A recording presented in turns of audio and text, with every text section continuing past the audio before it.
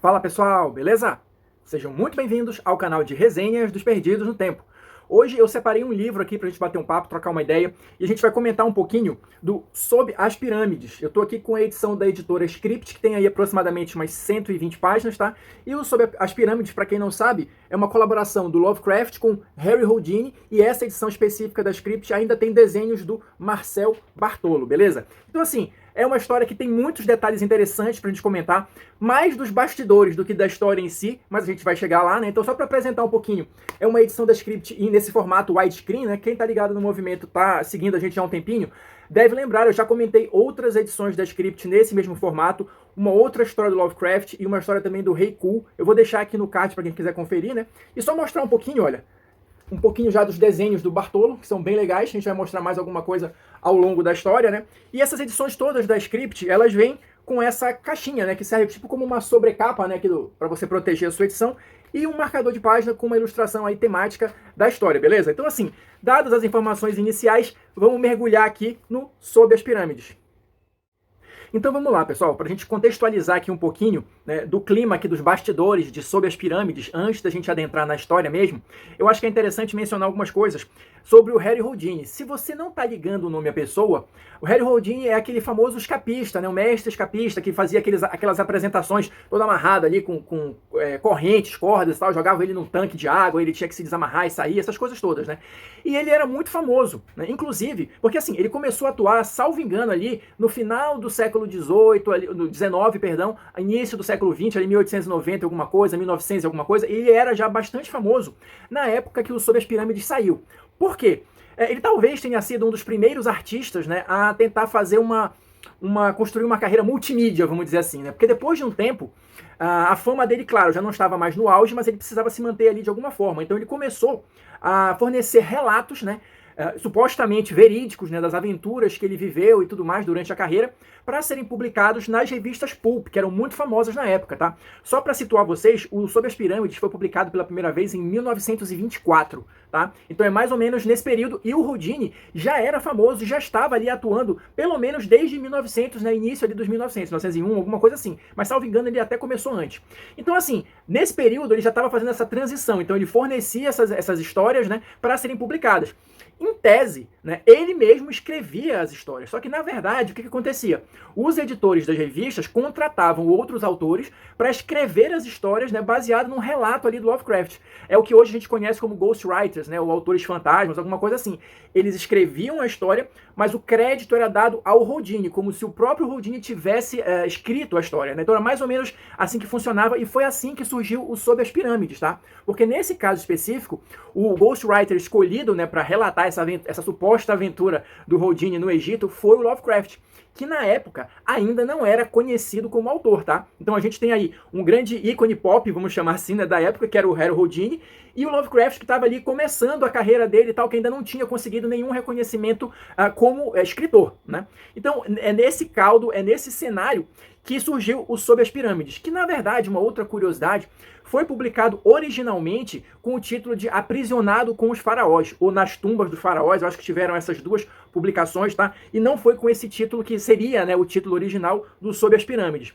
E só pra gente fechar essa primeira sessão de curiosidades, o conto, como eu falei, foi publicado em 1924, dado o crédito da autoria pro Harry Houdini, e foi só em 1939 que o Lovecraft foi reconhecido como autor verdadeiro, né, da história, e depois nas republicações seguintes ele já foi creditado também como autor, junto com o Houdini, como a gente tem aqui nessa edição da Script.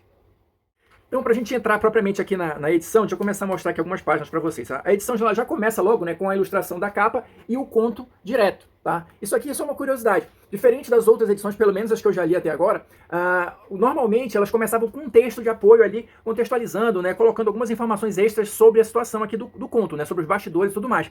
Essa edição também tem esses textos de apoio, só que eles estão no final, tá, da edição. A gente vai comentar também quando chegar o momento apropriado, só para fazer essa diferença, que algumas dessas edições começam com os textos de apoio, aí vem o conto e no final às vezes tem mais alguma coisa, e nessa aqui não, ela já começa direto com o conto, e só no final que vão ter os textos aí de apoio, beleza? Então, pra gente começar a falar um pouquinho da história, eu vou dar as linhas gerais aqui, né? Mas não tem muitos spoilers, não tem muito, né? Até porque, vocês vão entender, né? No final das contas, tem um pouco daquele quê do Lovecraft, que a história fica meio em aberto, assim, você não sabe o que de fato aconteceu, enfim, mas vamos chegar lá, vamos por partes. Como é que funciona aqui? Segundo o enredo aqui da trama, né, que é ambientado em 1910, qual é o lance? O Houdini terminou uma série de apresentações que ele estava fazendo na Inglaterra e assinou um contrato para uma nova série de shows, né, de apresentações na Austrália. Só que, claro, ele tinha um intervalo de tempo livre, um intervalo de tempo grande entre uma coisa, entre um show e outro, porque ele ia ter que se deslocar todo esse percurso, né?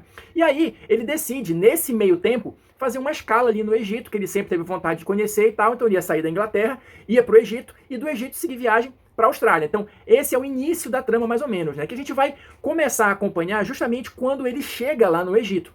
Então, o que acontece? Deixa eu até mostrar aqui, ó, já mais alguns desenhos do Bartolo, que estão bem bacanas também, né? Completando aqui o cenário, vamos dizer assim, né? Da edição e dando aquele clima todo para a história, né? Tem uns desenhos bem legais aqui. Então, o lance é que ele chega lá no Egito, né? De navio.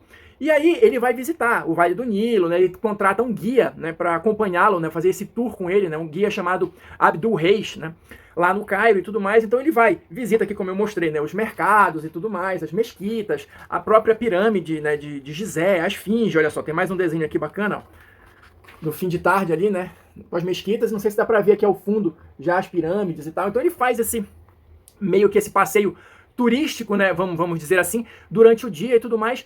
Só que ele já pressente, enquanto ele está visitando ali as pirâmides e a esfinge, que tem alguma coisa a mais ali, né? Que as áreas que são mostradas para os visitantes, para os turistas, não correspondem à integridade ali daquele local todo, né? Ele suspeita que tem túneis a mais, tem coisa. Salvo engano, tem até uns boatos, né? Que ele escuta lá, que de fato existe uma galeria subterrânea ali, mas o acesso é vedado aos turistas e tudo mais. Então vai começando a criar aquele clima de mistério e suspense. Mas o dia transcorre sem problemas, né? A situação começa a ficar diferente quando a noite cai.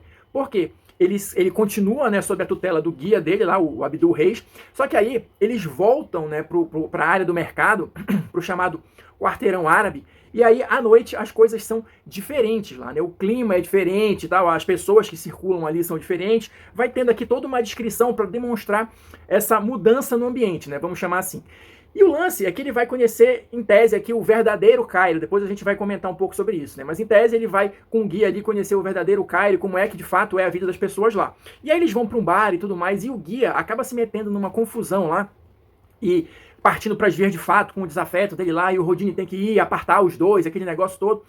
E aí, os dois que iam brigar, eles resolvem realizar um duelo para resolver a disputa, né? Uma briga, mas não seria uma briga de rua, seria um duelo, porque tem regras, né? Tem aquela questão dos acompanhantes do duelo, né? Cada um escolher uma pessoa e tudo mais, ia ter uma plateia ali, aquele negócio.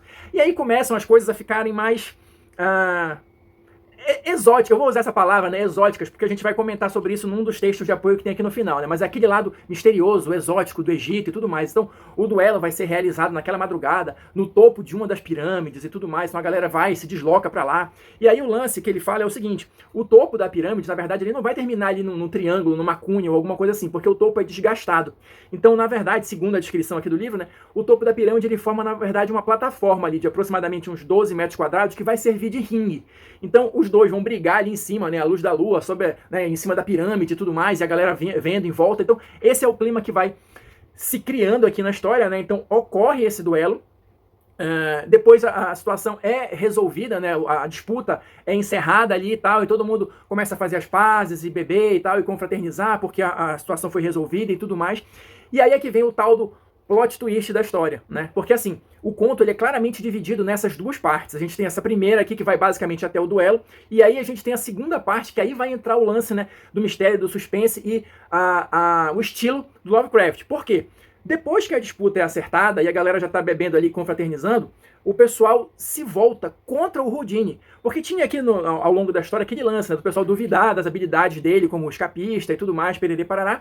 E aí o conto não é muito claro quanto a isso, mas em tese, pelo menos em princípio, como a galera já tá pra lá do Cairo, pra lá de Bagdá, pra lá de Marrakech, de onde vocês quiserem, eles resolvem pôr isso à prova. Então todo mundo se junta, né, e ataca o Houdini, amarra ele da melhor maneira possível ali, com trocentas cordas, não sei o quê, e jogam ele, é isso aí, e jogam ele num poço que tem ali nas proximidades, que justamente vai dar acesso a essa área aí misteriosa, que os turistas não podem ver, que os guias escondem e tudo mais, mas que os moradores locais conhecem, né? Então aí a gente tem o final da primeira metade do conto, quando o Houdini é aprisionado e atirado nesse poço aí para ver se ele consegue sair. A premissa é mais ou menos essa. Daí pra frente, a gente vai começar, né, a segunda parte do conto. Deixa eu só mostrar pra vocês mais um desenho aqui, olha, que é a tal do quarteirão árabe, né, à noite e tudo mais, né, desenhos do Bartolo. E sim, seguindo adiante, continuando, né, aí o Houdini é lançado nesse poço, né, deixa eu mostrar aqui, ó, todo amarrado, vendado e tal, e não sei o quê. Então ele já é lançado nesse poço aí, e a primeira missão dele é justamente conseguir se livrar dessas amarras. Só que daí pra frente, qual é o lance? Aí entra uma coisa que os que analisam, né, os textos do Lovecraft e tal, começam a identificar pra gente. Que são assim, muito embora o Lovecraft, como eu falei no início, não fosse ainda um autor tão conhecido, não tivesse desenvolvido ainda o estilo próprio dele aqui, ele começa a demonstrar algumas características na escrita que depois vão se tornar corriqueiras, vamos dizer assim, né, nos contos dele. Claro, aqui também tem o seguinte, o Lovecraft, ele teve uma certa amarra, vamos dizer assim, porque ele tinha que seguir o argumento, né, do Houdini e tudo mais, mas ele conseguiu negociar com o editor dele alguma liberdade criativa ali para inserir elementos que não estavam originalmente na história, ou para contar a história de um jeito mais condizente com o estilo que ele estava desenvolvendo, alguma coisa nesse sentido, tá? Então, o que a gente vai ter nessa segunda parte do conto até o final? Justamente aquela questão da pessoa, né, do personagem principal ser transportado para uma realidade aqui, entre aspas, né, esquisita, ou uma questão de uma outra dimensão, ou numa situação que você não sabe se você está tendo visões, sonhos e tal, as coisas ficam meio borradas, né, meio, o que é real ou não começa a ficar meio dúbio, né, e as pessoas começam, os personagens, né, começam a duvidar do que eles estão vendo e tal. Então, esse tipo de elemento começa a aparecer na história, né. Então, aqui no caso, como a gente está falando de uma história do Egito, né, que é ambientada no Egito, a gente vai ter aqui, olha, a questão dos faraós, dos deuses, com metade homem, metade animal. Então tudo isso vai começando a aparecer segundo as visões que o Houdini vai tendo. Porque o que acontece? Obviamente, como ele é o mestre escapista, ele consegue se livrar das cordas ali. E aí começa a perambular, tentando encontrar uma saída daquilo ali. Porque se esse poço onde ele foi jogado faz parte dessa rede de túneis ali embaixo das pirâmides, das esfinges e tudo mais, tem que ter uma saída. Então ele começa a vagar por ali em busca dessa saída. Só que ele não tem muita luz, né? Então ele vai vagando ali e a mente dele começa a pregar truques, né? É aquela velha história, né? Que talvez na época não fosse tão velha assim, mas é mais ou menos isso. Ele vai procurando o caminho e nesse andar, durante esse percurso, ele vai tendo as visões e tal, e vai misturando as coisas que ele já estava, né, na cabeça, com a questão dos faraós e tudo mais, com as visões que vão se apresentando ali para ele. Olha, deixa eu mostrar mais um pouquinho dos desenhos. E como eu falei, estão bem bacanas, né, e ajudam a contextualizar um pouquinho a história, né, a você visualizar algumas das coisas que o Houdini supostamente vai vendo lá, né. E no final das contas, ele presencia, né, aquela questão que também é bastante comum nas histórias do Lovecraft, né, de rituais e tal, e tem um poço aqui sem fundo, onde supostamente essas criaturas aqui estão tentando despertar uma outra criatura muito mais perigosa que mora aqui nesse poço, que está lá no fundo desse poço, alguma coisa nesse sentido. Então a gente já percebe que tem alguns elementos, né, que depois o Lovecraft passaria a utilizar nos seus contos, né, nos seus contos mais famosos, e quando ele de fato conseguiu alcançar a fama. Então, assim, em linhas bem gerais, a história do conto é essa. Uma das diferenças também que a gente vai ver pro Lovecraft posterior, vamos dizer assim, e talvez, né, talvez não, muito provavelmente por conta das amarras do roteiro ali que ele tinha que seguir. Claro que o personagem principal, que é o Houdini, não morre e nem fica louco, o que é algo bastante comum nas histórias do Lovecraft em tempos futuros, né, depois dessa situação toda. O que vai acontecer é o seguinte, ele vai conseguir perambular até sair, só que sempre fica aquela dúvida se o que ele presenciou lá é real ou não, se foi um sonho e tudo mais. É uma experiência que fica meio dúbia na mente do Houdini e ele não consegue explicar. Lembrando que, em tese, né, essas histórias eram vendidas como se fossem relatos verídicos das aventuras do Houdini. Para a gente avançar e já encaminhando para o final do vídeo, vou falar um pouquinho também sobre os dois textos de apoio que a gente tem aqui na edição. O primeiro deles aqui é o Orientalismo Sob as Pirâmides, escrito pela Flávia Gazi.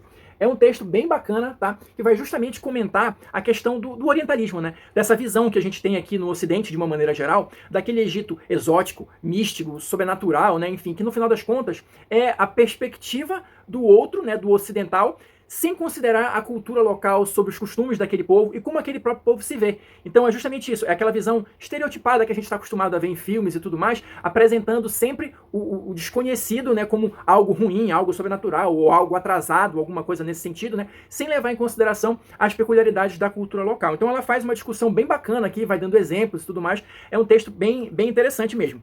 E o segundo e último texto de apoio que a gente vai ter aqui é o Harry Houdini e H.P. Lovecraft, Céticos e Fantásticos, da Natália Sorgon Scotuzzi. Né? É o segundo texto de apoio que vai detalhar um pouquinho mais sobre essa parceria, né? Porque assim, depois do Sob as Pirâmides, que foi a primeira parceria, né? O primeiro conto, o primeiro trabalho em conjunto entre esses dois, eles desenvolveram ali uma certa convivência, uma certa amizade e desenvolveram outros trabalhos juntos. Então esse texto vai justamente contar um pouquinho dessa trajetória em conjunto do Lovecraft com o Houdini, e tem até uma situação interessante aqui, porque o Houdini, ele tinha uma cruzada pessoal, vamos dizer assim, para desmistificar o sobrenatural. Ele estudava o sobrenatural na perspectiva de mostrar que era tudo falso, que não existia, que era tudo forjado, que era tudo um truque, uma enganação. Então, ele produziu alguns trabalhos com Lovecraft nesse sentido, inclusive um chamado Cancer of Superstition, ou o Câncer da Superstição, né, que não chegou a ser publicado e que muitos consideravam o texto como perdido, mas, segundo as informações que tem aqui no livro, em 2016, algumas partes ou alguns capítulos desse texto foram encontrados, mas eles permanecem inéditos, tá? Porque a pessoa que encontrou depois foi leiloado e tal, e quem comprou não divulgou. Então esse Câncer da Superstição, nesse trabalho inédito, na verdade, era uma parceria entre 3 autores, o Lovecraft, o Houdini e o C.M. Eddy. Então esses 3 autores estavam produzindo ali esse trabalho, e outros também que foram produzidos entre o Houdini e o Lovecraft são apresentados pra gente aqui nesse último texto de apoio aqui do livro. Então é isso, pessoal, vou ficando por aqui, espero que vocês tenham curtido aqui, né, esses detalhes, essas curiosidades, né, Sob as Pirâmides. Quem tiver a fim de ver mais detalhes sobre o livro ou de repente comprar, se liga aí na descrição que eu deixei o link lá para quem quiser conferir. Quem assistiu o vídeo até agora, muito obrigado, deixa aí o seu like, seu comentário pra gente continuar trocando ideias. Quem quiser seguir viagem com a gente aqui nas resenhas de livro ou de RPG, se inscreve logo aí no canal, ativa o sininho e a gente se encontra na próxima resenha.